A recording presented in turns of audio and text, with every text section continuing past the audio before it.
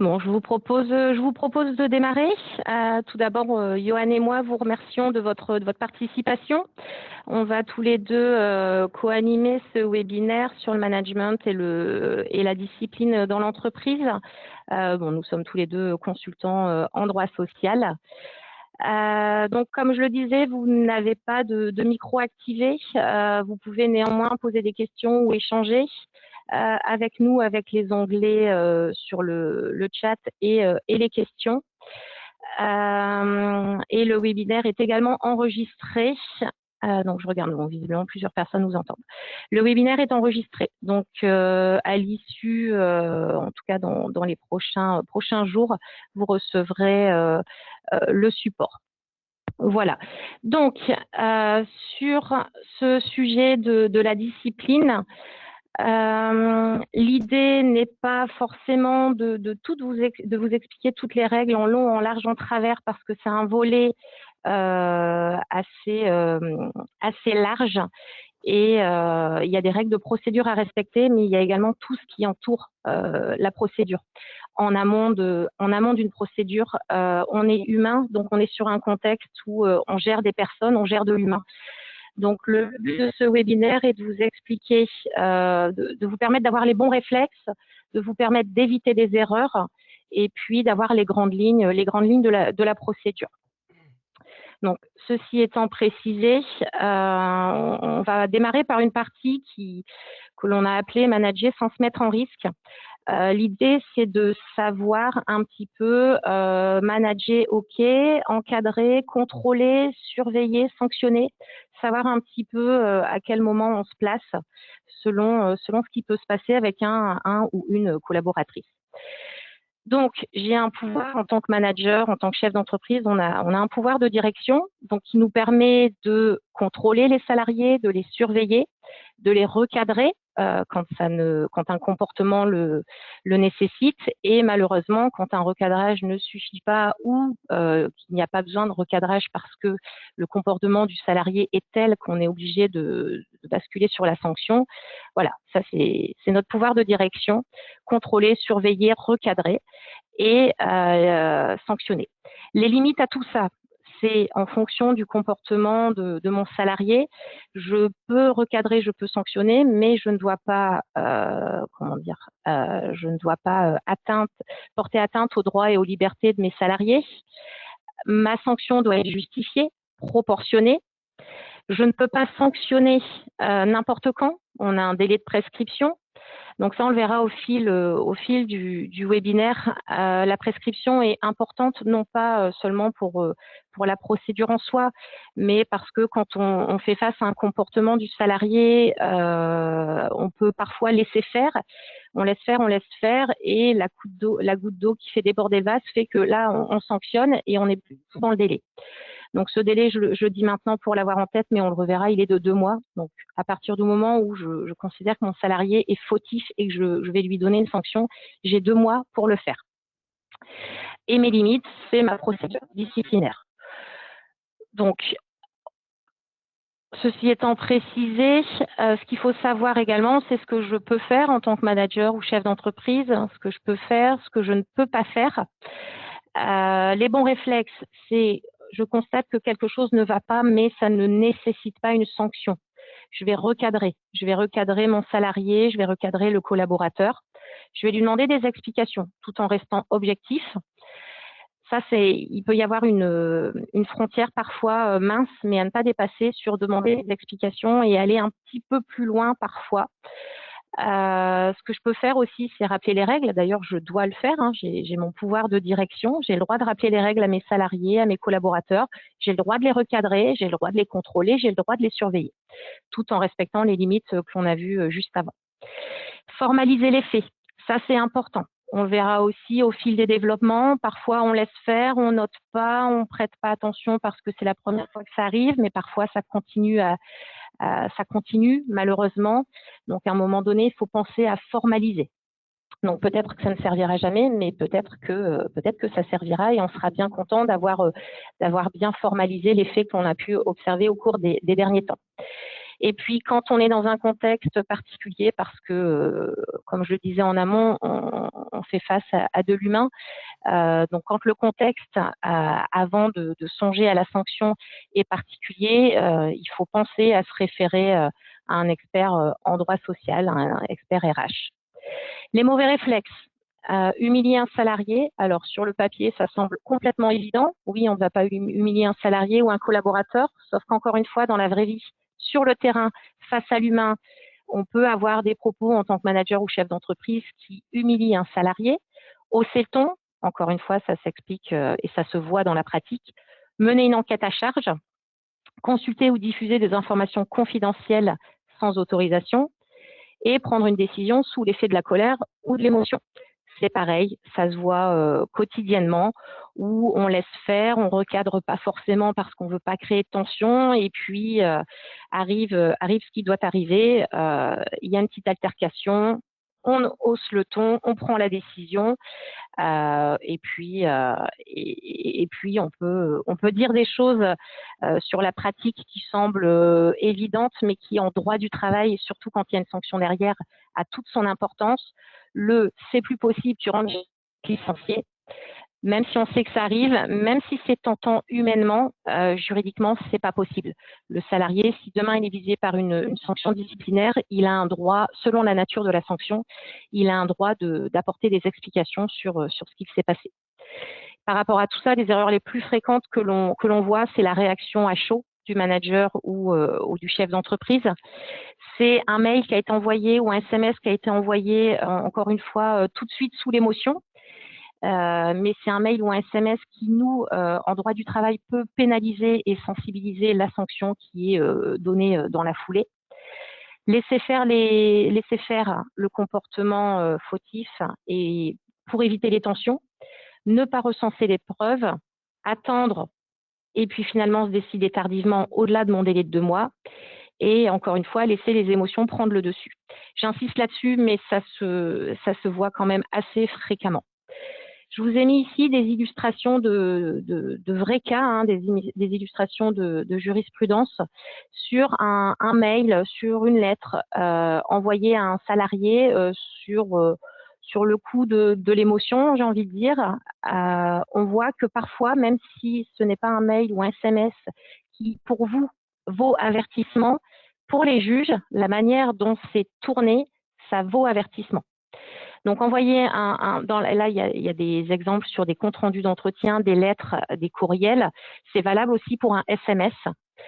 Parfois, voilà, on envoie le SMS, on envoie le mail en disant la procédure n'est pas respectée, c'est pas la première fois, fais attention, recadre les choses et je t'invite à changer de manière impérative.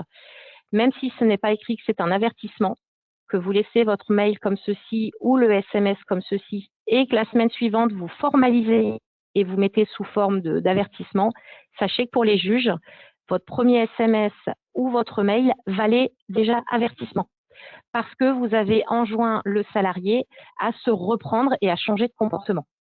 Donc la nuance est très importante, mais en pratique, on le retrouve souvent. Et pourquoi c'est important? Parce que si vous notifiez une sanction suite à ce mail ou à ce SMS, cette sanction, en cas de litige, elle va être annulée par les juges parce qu'on considérera que la sanction a déjà été notifiée via ce fameux mail ou ce fameux SMS. Donc, pour résumer cette première partie, là où il faut faire attention, c'est sur les réactions à chaud et le coup de la colère, agir rapidement. Votre but, c'est d'éviter les tensions, de garantir à ce que les règles soient respectées dans l'entreprise. Mais quand il faut malheureusement aller plus loin que le recadrage, il faut vraiment bien nuancer et bien réfléchir sur la suite à donner, notamment quand une sanction sera envisagée derrière. Donc, j'ai fait une petite phrase de synthèse. Être ferme sans être brutal, être objectif sans être accusateur et être rapide sans être précipité. On l'a vu, vous avez 2 mois pour engager une procédure pour envisager une sanction disciplinaire, 2 mois à partir du moment où on a connaissance des faits. Donc, il n'y a pas besoin de se précipiter le jour J dans la demi-heure, on a un peu de temps. Le seul cas où il faut être rapide, sans se précipiter, c'est le cas où on envisage un licenciement pour faute grave et que là, il faut notifier au salarié une sanction, notifier une mise à pied conservatoire.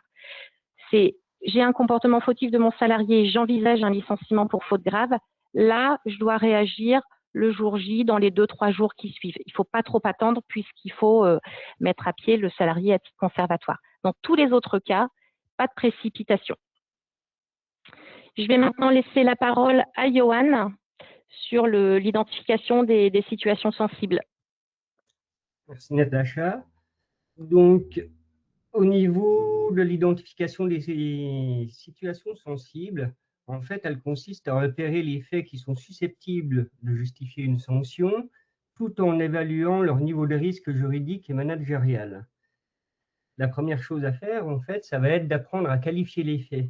C'est vraiment une étape essentielle, tout simplement parce que les sanctions, elles sont souvent annulées, non pas parce que les faits n'ont pas existé, on les a, mais souvent on les a mal qualifiés ou la sanction a été disproportionnée. Donc, on parle de quels faits? On parle bien sûr des faits qui sont commis par le salarié dans l'exercice de ses fonctions et qui ont été commis en violation des obligations découlant du contrat de travail ou des relations de travail. Au niveau des faits commis par le salarié dans l'exercice de ses fonctions, c'est bien entendu dans l'exercice de ses fonctions, ça peut aussi être commis pendant la suspension du contrat de travail, par exemple, un manquement à l'obligation de loyauté, une faute commise pendant une grève. On peut aussi avoir des fautes commises dans un cadre privé, mais qui peuvent être fautifs car ça se rattache à la vie de l'entreprise. Des faits lors de séjours ou de soirées organisées par l'employeur, par exemple. Par contre, les faits relevant de la vie personnelle ne peuvent constituer une faute. Ensuite, au niveau vraiment des étapes pour apprendre à qualifier les faits, l'objectif, c'est donc de transformer une situation qui est factuelle en qualification juridique ou disciplinaire fiable, mais pareil, sans jugement hâtif ou une interprétation excessive. Il y a un schéma un peu à respecter que je vous ai remis. La première chose à faire, ça va être de décrire les faits avant de les qualifier. On prend les faits bruts, qui les a commis, quand est-ce qu'il les a commis, où, dans quelles circonstances, quelles preuves je dispose. On liste vraiment la situation et ensuite on va identifier l'obligation professionnelle violée. C'est-à-dire que est-ce que mon salarié a enfreint une obligation qui découle de son contrat de travail, du règlement intérieur, des consignes de sécurité qui existent dans l'entreprise, ou par exemple de l'obligation de loyauté. C'est vraiment là le cœur de la qualification, parce que s'il y a bien une obligation professionnelle violée, eh bien là, oui, on est sur le terrain disciplinaire. Si on ne l'est pas, on sera sur un autre type de gestion ou sur un autre type, par exemple, de licenciement. On ne sera pas sur du licenciement pour faute. Et ensuite, on fait le lien entre le fait, qu'est-ce qu'a commis mon salarié et l'obligation violée, et on le qualifie. Je vous ai mis quelques petits exemples. Par exemple, j'ai le fait, c'est quoi? Mon salarié a refusé d'exécuter une instruction. Il a violé quoi? Il a violé le travail demandé. Résultat, je le qualifie en insubordination. Pareil sur l'absence. Il s'absente, il n'y a pas de justificatif. Il a violé son obligation de présence, qui découle du contrat de travail, et c'est de l'absence injustifiée. Je vous ai aussi listé, donc, au niveau de la qualification des faits, les catégories les plus fréquentes que vous pouvez rencontrer. Par exemple, tout ce qui est négligence professionnelle, non-respect de consignes, absence injustifiée, retard répété, insubordination, comportement inapproprié, le manquement à l'obligation de sécurité et le manquement à l'obligation de loyauté. Et donc, vous pourrez regarder un petit peu les différents exemples qui en découlent. Au niveau des erreurs à ne pas commettre, donc par exemple, c'est vraiment donc se placer sur le terrain disciplinaire. On ne qualifie pas une insuffisance professionnelle de faute disciplinaire. Une insuffisance professionnelle, ce n'est pas une faute, c'est un licenciement pour cause réelle et sérieuse, mais on ne part pas sur le terrain disciplinaire. On reprend aussi il ne faut pas reprendre des qualificatifs subjectifs, genre mauvaise volonté, attitude négative. En fait, le principal quand on qualifie les faits, c'est toujours distinguer le fait de notre interprétation et de notre ressenti. Le fait, c'est tout ce qui est observable et vérifiable. Par exemple, j'ai un retard de 45 minutes. Par contre, on a peut-être tendance à l'interpréter que c'est un manque de motivation, et puis on peut avoir un ressenti qui va être la perception émotionnelle, c'est-à-dire c'est irrespectueux d'être en retard. Donc voilà sur vraiment l'attention à porter sur les faits et la qualification. Ensuite, une fois qu'on les a qualifiés et qu'on est parti du principe que c'est bien une faute, avant de lancer quoi que ce soit, il faut se constituer des preuves. C'est également une phase essentielle. L'idée, c'est qu'on doit prouver les faits reprochés pour que la sanction, elle tienne devant le conseil de prud'homme en cas de contestation. Vous allez le voir, bon, il y a certaines preuves qui posent pas de difficulté. Par contre, il peut y en avoir d'autres qui seront un petit peu plus délicates. Le principe général, dans tous les cas, c'est de fournir des preuves valables. Et une preuve valable, c'est quoi? C'est une preuve qui est licite et une preuve qui est loyale. La preuve licite, c'est qu'elle est obtenue dans le respect du droit du travail, du RGPD, des libertés individuelles. On n'a pas violé la vie privée du salarié. C'est par exemple des relevés de badgeuse, des rapports hiérarchiques. Par contre, si vous avez fait des enregistrements clandestins, de la surveillance cachée, sans informer les salariés, là, c'est de la preuve illicite. On a enfreint, par exemple, là, les libertés individuelles. Et la preuve loyale, c'est quoi? C'est la preuve qui est obtenue sans tromperie. Vous ne devez jamais piéger le salarié, même si vous savez, par exemple, qu'il adopte un tel ou tel comportement. On ne le piège pas, on ne fait pas de manœuvre, on ne fait pas, par exemple, de la filature. Il faut vraiment s'appuyer sur des témoignages, du contrôle annoncé. Ça, c'est de la preuve loyale. Et effectivement, il faut faire vraiment la frontière entre la vie professionnelle et la vie privée du salarié. On ne doit pas porter atteinte à sa vie privée, on ne doit pas porter atteinte à la confidentialité de ses correspondances personnelles, on doit respecter la liberté individuelle. Et par exemple, dans ce cadre, je voulais parler du cas particulier de la vidéosurveillance. Elle est vraiment admise si elle est déclarée et connue des salariés, si elle a un objectif légitime. Par exemple, on a installé des caméras pour assurer la sécurité des locaux, pour contrôler les accès, et le système doit respecter le RGPD. Au niveau des preuves, je voulais le souligner, c'est que tout licenciement qui est décidé à partir d'une preuve illicite, dans tous les cas, il est sans cause réelle et sérieuse. Je vous ai donc mis au niveau des preuves un petit schéma qui récapitule ce qu'on peut voir au niveau des décisions. Au niveau des preuves, on a tout ce qui est documents écrits et électroniques, des rapports, des comptes rendus, des mails. On a essentiellement tout ce qui est témoignages et constats d'huissier, témoignages des collègues, des supérieurs. Maintenant, on a également tout ce qui est preuves numériques qui peuvent quand même être, dans certains cas délicats, comme je l'évoquais par exemple pour la vidéosurveillance. On a la vidéosurveillance, on a les salariés qui utilisent des véhicules de société La plupart du temps, maintenant, ils sont géolocalisés. On peut avoir des rapports de sécurité, de maintenance et également des observations directes. Le conseil qu'on tenait à vous apporter, dans tous les cas, c'est dès l'instant que vous voulez sanctionner un salarié, il ne faut pas attendre un éventuel procès pour se procurer les preuves, hein. Il faut vraiment les constituer et les conserver dès le départ, comme ça, en cas de contestation, ben, vous serez prêt.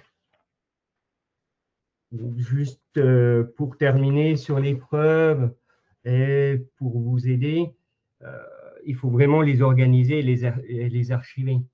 Vous allez les centraliser. On fait un dossier par salarié et par incident. On les classe par date, par type, c'est-à-dire on dresse une chronologie précise des faits.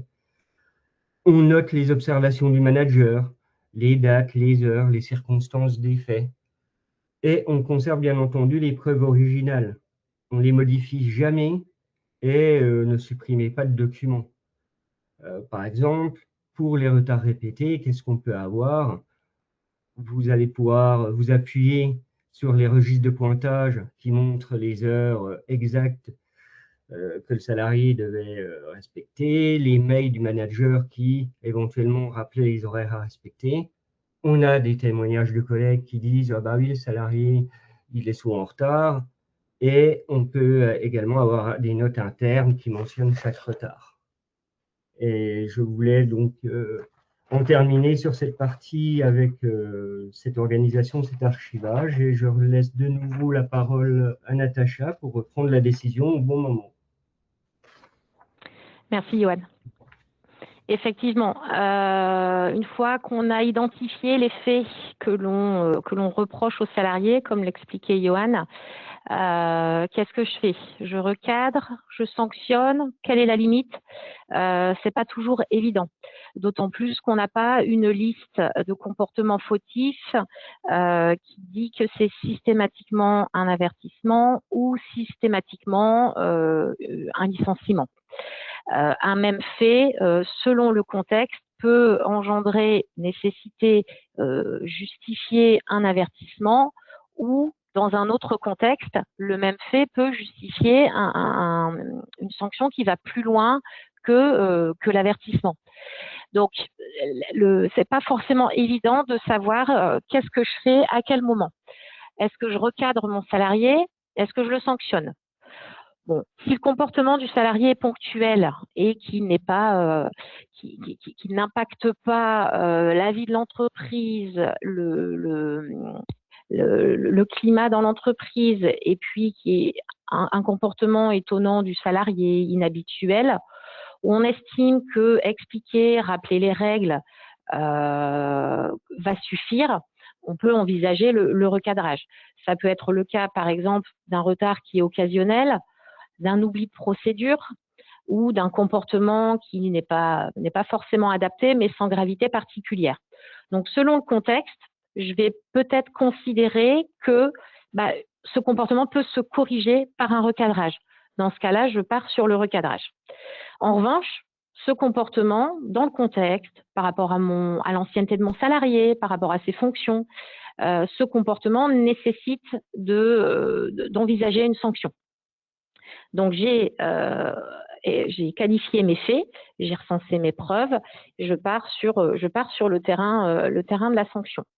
Encore une fois, je le remets, mais c'est vraiment par expérience et par rapport à tous les cas qu'il peut y avoir sur le sujet devant les conseils de prud'homme. On a bien planté le décor, on a bien qualifié les faits, on a bien les preuves, on ne décide pas sous le coup de l'émotion. Donc là, j'ai tout bien qualifié, je vais sanctionner mes faits parce qu'ils sont fautifs, parce que le recadrage n'est pas du tout envisageable à ce stade, ou parce qu'il y a déjà eu un premier ou un deuxième recadrage. Et dans ce cas-là,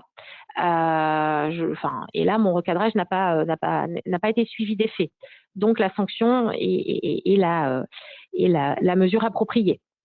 Ou alors, le comportement de mon salarié est suffisamment grave à ce stade pour envisager la sanction. Et parce que, par exemple, le maintien de l'autorité ou des règles l'exigent. Je vois qu'il y a une question dans le chat, si le recadrage est forcément oral, car si écrit, peut être considéré comme sanction. Alors, en effet, on va le voir, peut-être pas à ce stade, mais peu importe, je réponds à votre question. Le recadrage peut être écrit, mais effectivement, attention. Donc, le recadrage peut être donc forcément oral. Le recadrage peut être écrit, mais il y a des limites que l'on verra après, parce que un recadrage écrit, selon la manière dont il est rédigé, selon ce qu'on demande aux salariés de faire pour éviter cette nouvelle déviance comportementale ou cette erreur, selon la manière dont on va le présenter aux salariés, ça peut en effet être considéré par les juges comme une sanction. Donc, recadrer par écrit, attention, ça peut être impactant. Pour les personnes, donc une nouvelle question, pour une personne en alternance, les personnes en alternance sont des salariés comme les autres. Ils ont un contrat de travail, c'est parce que c'est un contrat d'apprentissage ou un contrat de professionnalisation, mais ils sont salariés. Donc là, on va avoir, on a souvent le cas des absences. Pour les apprentis, des absences tant à l'entreprise qu'à l'école, ou des apprentis, pardon, qui vont être très fréquemment absents à l'école. Donc, ils vont venir tout le temps en entreprise, mais ils vont pas forcément à l'école. Il ne faut pas oublier que quand ils sont à l'école, les apprentis sont toujours les salariés de l'entreprise, ils sont rémunérés pendant ce temps, donc ils sont sous le pouvoir de direction et disciplinaire de l'employeur, donc ils sont sanctionnables. Et d'ailleurs, puisque l'entreprise a des aides pour les salariés en alternance, il est dans son intérêt aussi de savoir sanctionner quand l'apprenti ne va plus, par exemple, à l'école. On a déjà vu des cas où un apprenti va plus du tout à l'école, il va que en entreprise, où de mémoire, alors pardonnez-moi si c'était pas la bonne structure, mais de mémoire à l'époque, le conseil régional avait réclamé les aides versées à l'entreprise. Donc c'est important aussi, un apprenti doit respecter la discipline dans l'entreprise. Donc je referme cette parenthèse. Donc sur les sanctions, une fois qu'on a identifié que le comportement devait être sanctionné et non pas ou non plus recadré, quelles sanctions je vais utiliser, mettre en œuvre? Il y a plusieurs sanctions, donc il y a une échelle des sanctions. Il y a des sanctions mineures qui n'affectent pas la rémunération du salarié, qui n'affectent pas le contrat de travail. Ça va être par exemple l'avertissement. Et puis après, on a donc l'avertissement qui ne nécessite pas de procédure spécifique. Ça, je laisse la main par la suite à Johan. Et après, on a des sanctions un petit peu plus lourdes, voire beaucoup plus lourdes, puisqu'elles impactent soit la rémunération du salarié, soit carrément son contrat de travail. Donc, la sanction qui va impacter la rémunération du salarié, en l'occurrence, ça va être la mise à pied disciplinaire, à ne pas confondre avec la mise à pied conservatoire, qui n'est pas une sanction, mais qui est une mesure que l'on utilise en cas de licenciement pour faute grave envisagée. La mise à pied disciplinaire, c'est le salarié qui, pour sanction, a le fait de rester chez lui pendant 3, 4, 5, 6 jours non rémunérés.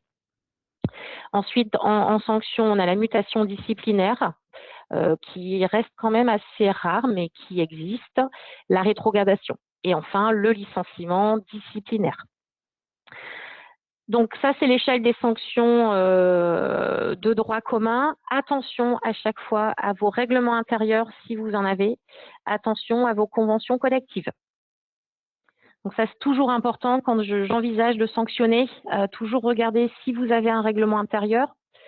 Pour la petite note là-dessus, c'est obligatoire à partir de 50 salariés, non plus à partir de 20 depuis quelques années. Donc 50 salariés, je dois mettre en place un règlement intérieur. En dessous de 50 salariés, je ne suis pas obligée, mais je peux mettre en place un règlement intérieur. Il faudra tout de même respecter la procédure consultation du CSE si j'ai un CSE et transmission à l'inspection du travail.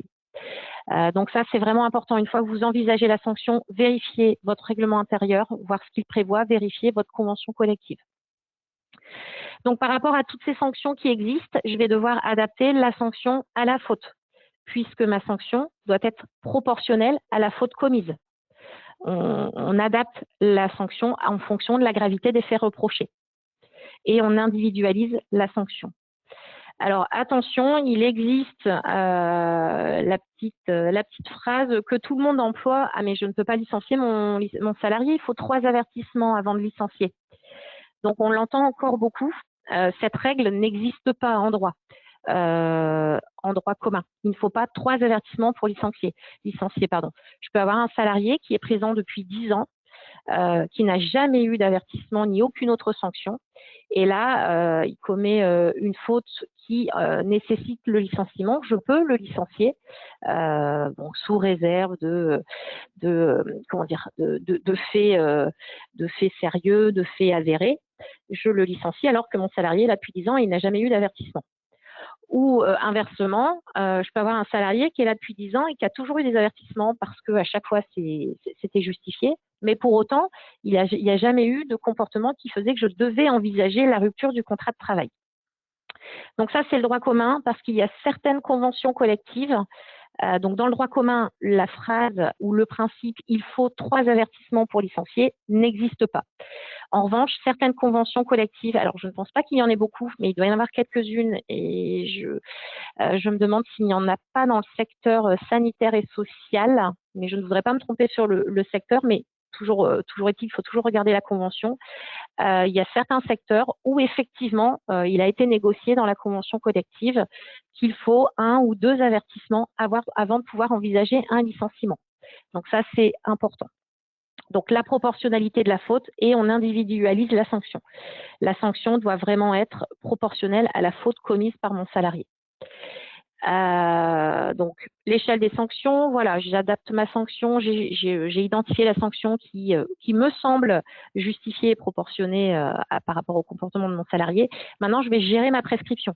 Attention, je le redis, j'ai 2 mois à partir du moment où j'ai connaissance des faits pour engager ma procédure. Donc ça, c'est vraiment un élément très important, la prescription.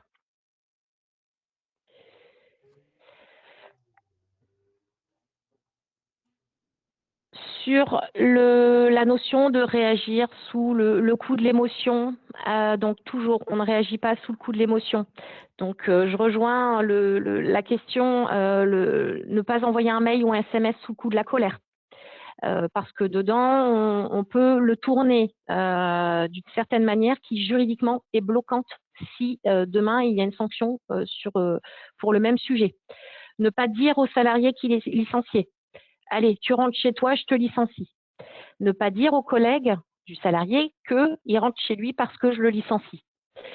Ça paraît encore une fois évident parce que dans certains contextes, malheureusement, ça se produit. Encore une fois, il y a de l'humain dans le disciplinaire. C'est des choses qui peuvent arriver, mais qui juridiquement ne sont pas possibles. Et donc, ce qu'il ne faut pas non plus faire, c'est laisser faire. Laisser faire, ça peut bloquer un certain moment, sachant qu'on a quand même des décisions de juges, des décisions de cour de cassation, ou des faits qui ont été acceptés, tolérés par l'employeur pendant un certain temps. Alors ce certain temps, il n'est pas fixe et définitif. C'est les juges qui estiment, qui apprécient. Laisser faire, c'est toujours compliqué après. Et quand ça va plus loin, et d'ailleurs au prud'homme, des faits tolérés par l'employeur peuvent ne pas justifier un licenciement pour faute. Alors que si on avait pris la mesure en amont, avant de laisser faire, que l'on avait eu le prud'homme, on n'aurait peut-être pas eu de remise en cause de notre licenciement. Donc là, c'est dans les 3 illustrations que je vous ai mis, où on a aussi des illustrations où l'employeur a annoncé publiquement, avant la tenue de l'entretien, que le salarié était licencié. On le verra dans le développement de Johan, une procédure, alors pas l'avertissement, parce que l'avertissement, je peux faire mon courrier à mon salarié sans entretien, sans rien, sauf si mon règlement intérieur ou ma convention collective le prévoyait. En revanche, pour des sanctions qui vont plus loin, notamment le licenciement, il y a un entretien à tenir justement pour expliquer au salarié les faits qu'on lui reproche et lui demander ses explications. Et au terme de l'entretien, j'ai encore un délai de réflexion de 2 jours ouvrables pour prendre ma décision. Donc, avant l'entretien, avant la convocation, entre l'entretien et pour faire simple, les 3 jours qui suivent, je ne peux pas avoir pris ma décision. Je dois avoir recueilli les explications de mon salarié, je dois avoir réfléchi pour prendre ma décision. Donc, annoncer publiquement le licenciement avant la fin de la procédure, c'est en cas de litige, et si le salarié arrive à le justifier, ça remet en cause le licenciement, ce qui est dommage.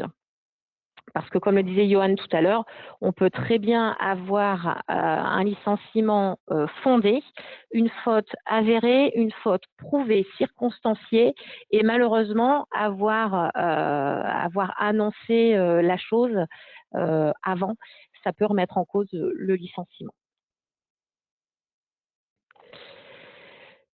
Donc, j'en ai un petit peu parlé de la procédure et je laisse à nouveau la main à Johan. Merci.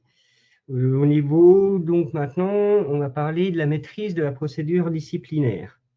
La première chose à faire pour savoir quelle procédure respecter, on va différencier les sanctions mineures ainsi que les autres sanctions qui sont les sanctions plus lourdes. Natacha vous a fait l'éventail des différentes sanctions qui existent et vous l'avez même rappelé, si on est dans le cadre d'une sanction mineure, on va respecter en fait une procédure, on dit que c'est une procédure disciplinaire simplifiée. Il n'y a pas forcément de procédure à respecter, convocation, entretien, notification, sauf bien sûr si le règlement intérieur ou une convention collective prévoit le contraire. Là, on fait un écrit où le blâme, c'est un petit recadrage oral. C'est bien sûr les sanctions, elles ne vont pas affecter la présence du salarié, sa fonction, sa carrière, sa rémunération. Et je voulais repréciser, comme Natacha vous l'a dit, attention, constitue un avertissement, même si le terme n'est pas mis par écrit, ça peut constituer un avertissement, tout ce qui est reproche ou mise en garde adressée au salarié dans une lettre ou un mail. Ensuite, au niveau des sanctions lourdes, là, on va le voir, il y a une procédure disciplinaire à respecter, convocation, entretien, notification de sanctions. Là, l'objectif, c'est de sanctionner une faute sérieuse ou répétée et de protéger l'organisation. Alors que pour les sanctions mineures, clairement, c'est de corriger rapidement un comportement. La première chose à faire également, il faut faire très attention en matière disciplinaire, c'est les délais. Les délais à respecter, c'est vraiment très important. Natacha vous en a déjà parlé. Il faut déjà, on lance une procédure disciplinaire. Première chose qu'on regarde, on regarde si les faits ne sont pas prescrits. On a 2 mois pour engager des poursuites disciplinaires. Ça, c'est la prescription des fautes. Le point de départ de cette prescription, en fait, dépend de la sanction. Si c'est une sanction mineure, on se base sur la notification de la sanction. Donc, le jour où je notifie mon avertissement, je regarde que mes faits datent de moins de 2 mois. Et pour les fautes lourdes, là, on se base sur la date de la convocation. Pareil, je lance ma sanction lourde, voire un licenciement. Je regarde si les faits datent de moins de 2 mois. Donc, au niveau des délais, ensuite, on convoque le salarié à un entretien préalable. L'entretien préalable ne peut pas avoir lieu, alors en matière de licenciement, moins de 5 jours ouvrables entre la remise de la convocation ou la première présentation au domicile et l'entretien. Pour les autres sanctions, il n'y a pas de délai minimum. On parle de délai suffisant. Il faut quand même respecter quelques jours. Une fois qu'on a tenu l'entretien préalable, je vais en reparler tout à l'heure, mais il faut respecter également 2 jours ouvrables avant de notifier la sanction. Ça fait partie un petit peu du principe du contradictoire lors de l'entretien et du fait qu'on n'a pas encore décidé de la sanction, qu'on a tenu compte des explications du salarié. On prend le temps de réfléchir et ensuite on sanctionne ou pas selon les explications du salarié. Et on a un délai maximum de 1 mois pour notifier la sanction. Si on ne respecte pas ce délai, bien sûr, ça sera, le licenciement, par exemple, sera irrégulier.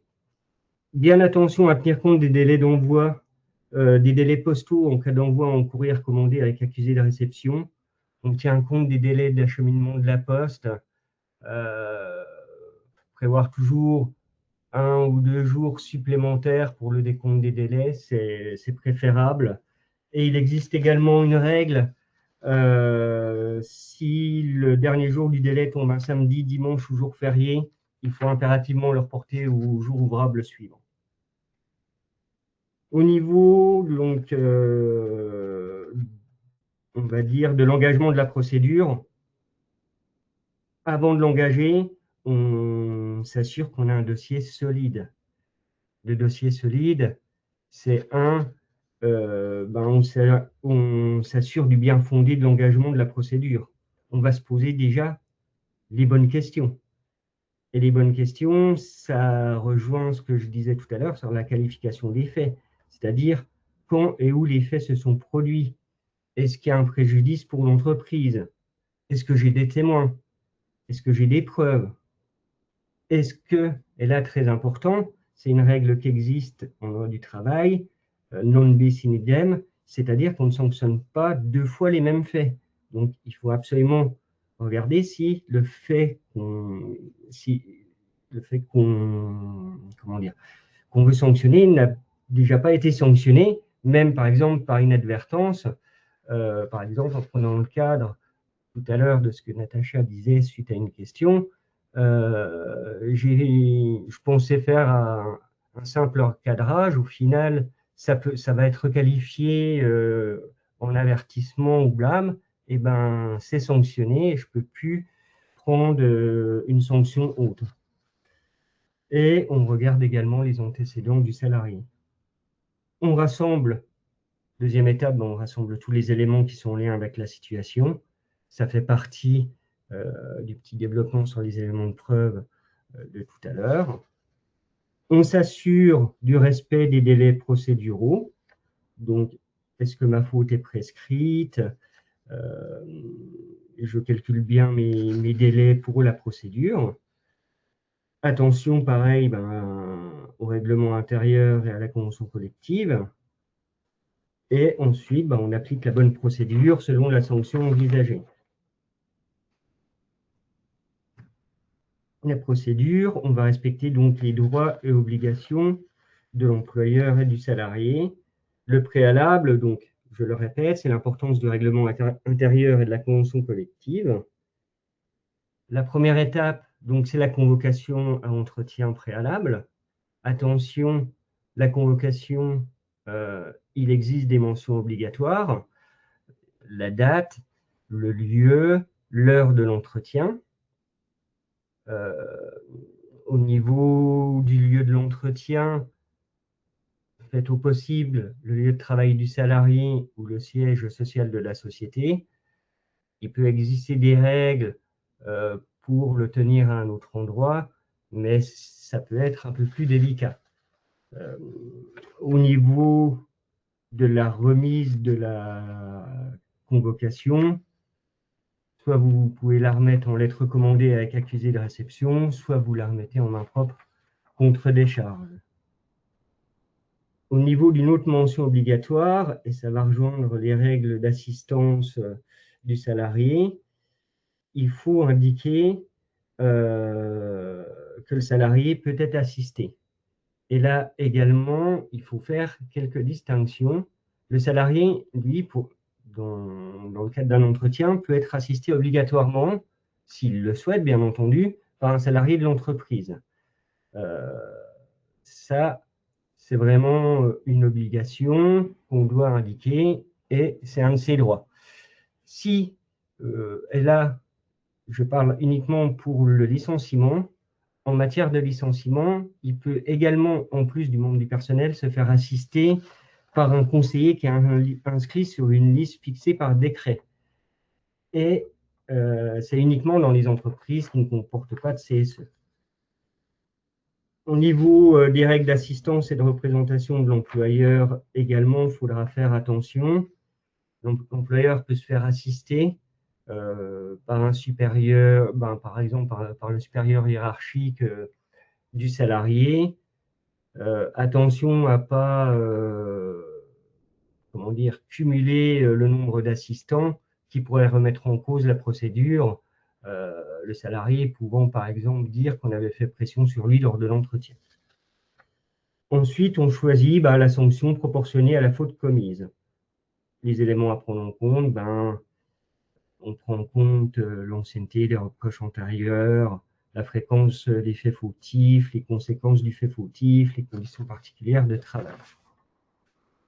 Une des étapes essentielles, ça va être l'entretien préalable.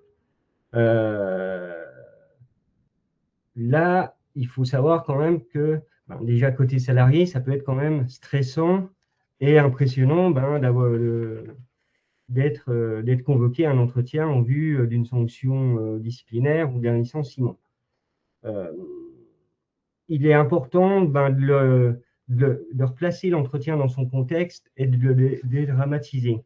Le but, en fait, de l'entretien, ça va être, pour vous, employeur, recueillir les explications du salarié et prendre la décision, déterminer si la sanction envisagée est proportionnée et justifiée.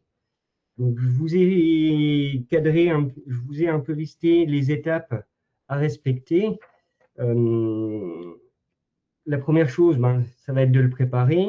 Le préparer, c'est quoi? Je rassemble tous les éléments, les faits reprochés, mes éléments de preuve. Je vais déterminer les questions à poser pour comprendre le contexte et j'évite déjà d'avoir arrêté la sanction.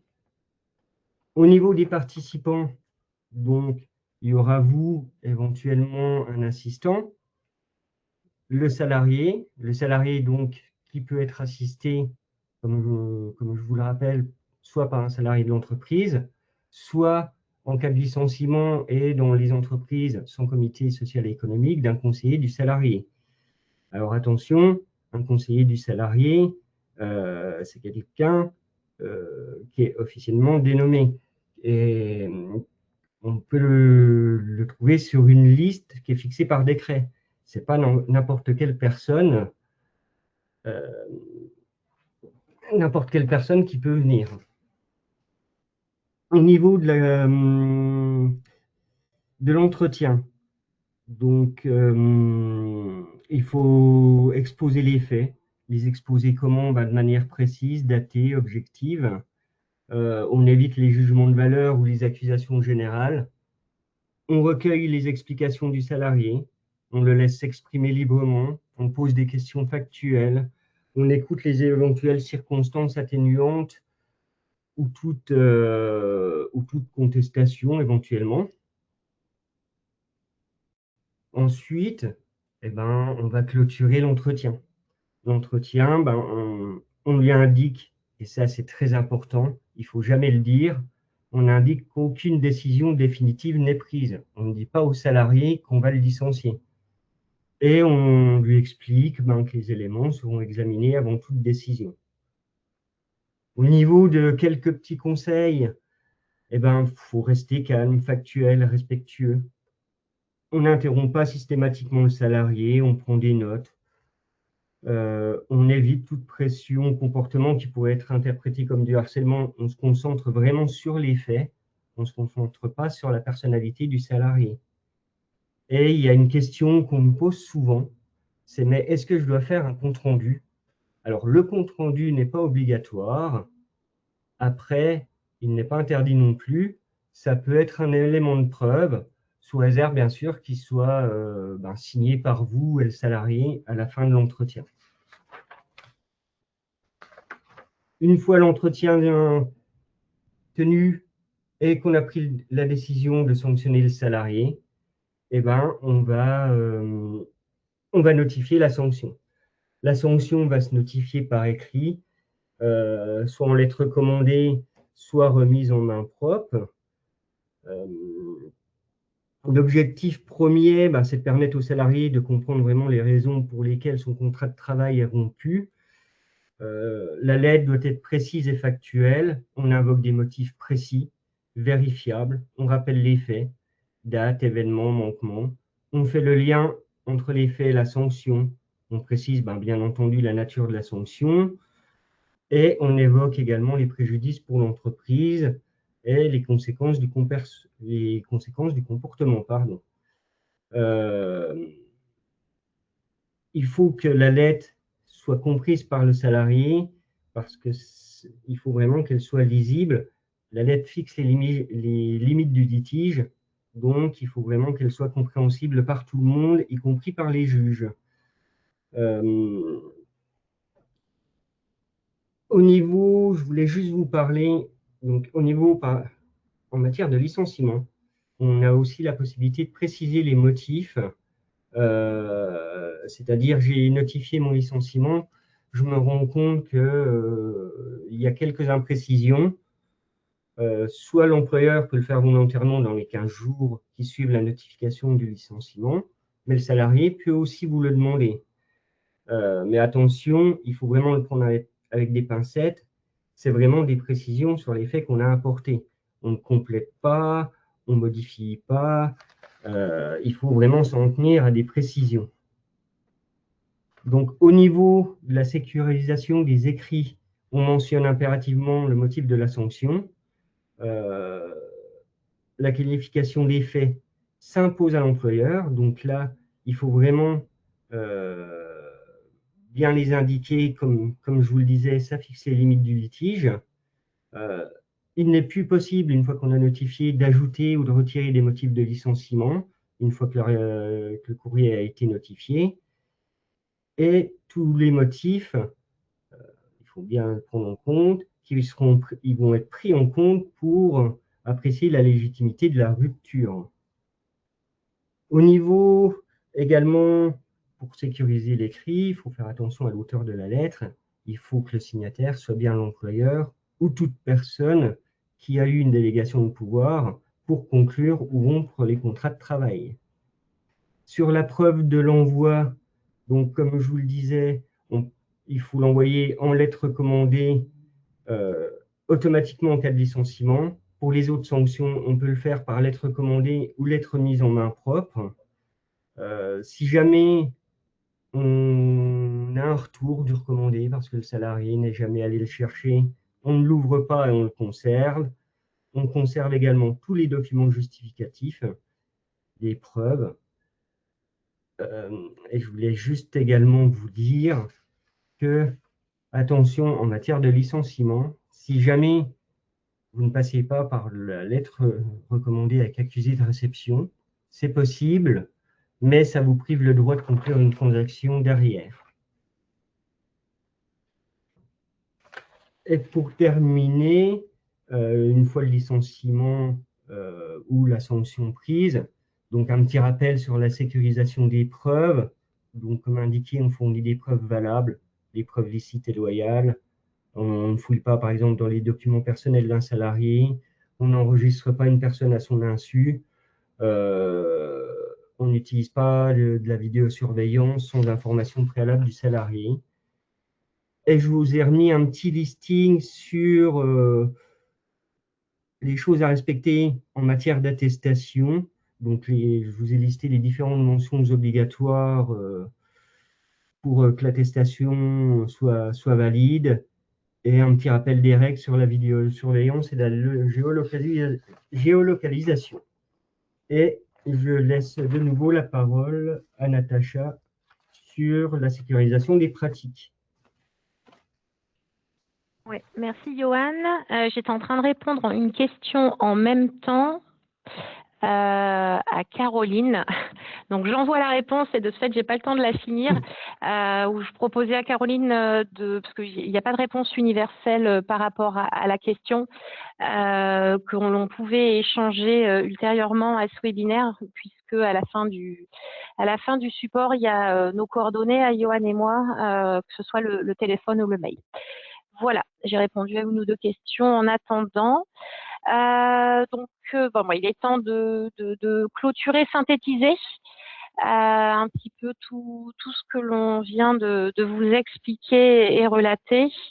En matière disciplinaire, les principaux risques que l'on constate, c'est une prescription non respectée, c'est une procédure qui n'a pas été respectée, la convocation irrégulière, c'est parce qu'il manque une mention, ou le délai entre la remise de la convocation et l'entretien, les 5 jours ouvrables dont parlait Johan, ce délai n'est pas respecté. L'entretien préalable, il n'y a pas lieu, ou il est mal conduit, et la notification de licenciement n'est pas conforme, par exemple. Ce que l'on voit aussi, c'est des sanctions disproportionnées, une sanction qui va être trop sévère par rapport aux faits reprochés. Une double sanction. On rappelle ce qu'on a dit. J'ai envoyé un SMS à mon salarié, je lui ai envoyé un mail en lui disant que ça n'allait pas et que je l'invitais à se ressaisir. Et puis, dans les 3-4 jours qui suivent, je lui envoie un avertissement, par exemple. Eh bien, si demain il va au prud'homme où il y a litige, il aura été sanctionné 2 fois. Ou encore, en autre risque, c'est une qualification erronée. Ça, Johan en a parlé aussi, où on voit parfois des confusions entre la faute disciplinaire, l'insuffisance ou encore l'inaptitude. Moi, je résume souvent la faute disciplinaire et l'insuffisance professionnelle en disant que, alors je vulgarise un peu, mais c'est pour donner l'idée que la faute disciplinaire, c'est le salarié ne veut pas faire, et l'insuffisance professionnelle, mon salarié ne sait pas faire. C'est une notion importante parce que si mon salarié malheureusement a une insuffisance professionnelle et que je fais une faute professionnelle, ce sera requalifié. Donc voilà, je résume comme ça. Faute disciplinaire, mon salarié ne veut pas faire, il ne respecte pas les procédures, il ne respecte pas les process. Et l'insuffisance professionnelle, malgré la formation, malgré la nouvelle formation, malgré l'accompagnement, mon salarié ne sait pas faire. Les juges regardent quoi? Regardent la régularité de la procédure. Ça, c'est simple. Le délai n'est pas respecté, la mention elle est manquante, pas de sujet. Ils regardent aussi si les faits que l'on reproche aux salariés sont de nature à justifier la sanction.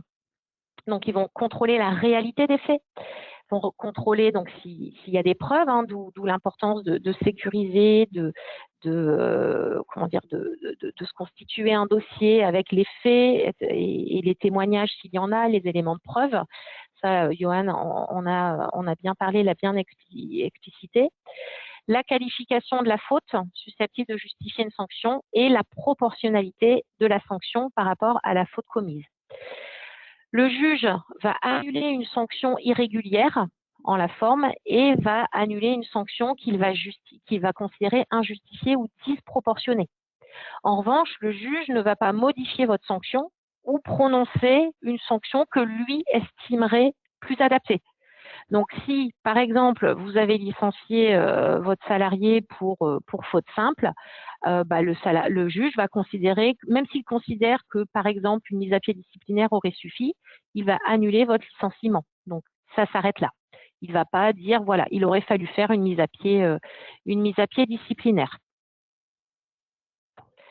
Donc, nos conseils, c'est anticiper, objectiver les faits, respecter le cadre disciplinaire, assurer l'équité de traitement, la proportion de la faute, la proportion de la sanction, l'individualisation de la sanction et s'appuyer sur les bons interlocuteurs, donc des personnes en ressources humaines ou côté RH, côté droit du travail pur. Il faut savoir prouver quand on sanctionne un salarié, il faut bien qualifier les faits, bien respecter la procédure, bien respecter les libertés du salarié et bien proportionner la faute. Donc, une sanction disciplinaire, elle est sécurisée lorsqu'elle est factuellement établie, juridiquement fondée, procéduralement irréprochable et proportionnée aux faits. Voilà ce qu'on souhaitait vous dire sur ce sujet. Alors, on a essayé de répondre, je pense, aux questions. Je vois une question, pourquoi ne pas ouvrir en cas de retour du LR? OK. Donc, c'était par rapport à ce que Johan expliquait, quand on envoie un recommandé aux salariés, que ce soit dans le cadre d'un licenciement ou un avertissement ou tout autre recommandé, dès lors qu'il a été envoyé à la bonne adresse du salarié, que le salarié vous a donné et qu'il n'a jamais contesté, celle qui figure par exemple sur ses bulletins P, puisque ça c'est mis à jour tous les mois, vous êtes considéré comme avoir bien respecté l'envoi, la procédure, si tout est OK. Par contre, il faut toujours garder le courrier qui vous revient non décacheté, parce que comme ça, on a bien la preuve de ce qui a été envoyé avec ce qu'il y a dedans et le fait que le salarié ne l'a pas, n'est pas allé le chercher au bureau de poste. Voilà. Bon, j'espère que nous avons été clairs. On vous remercie pour votre participation, pour votre attention. Vous avez nos coordonnées ici à Johan et moi-même, comme je le disais. Et puis voilà. Donc n'hésitez pas, vous recevrez prochainement le support. Et voilà. Merci beaucoup pour votre attention. Je vous souhaite une bonne journée par ces chaleurs. Prenez soin de vous. Merci. Au revoir.